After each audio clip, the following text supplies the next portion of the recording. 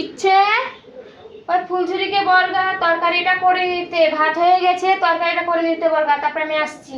হ্যাঁ ঠিক আছে।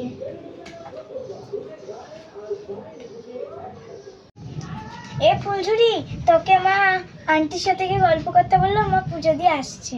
আচ্ছা ঠিক আছে।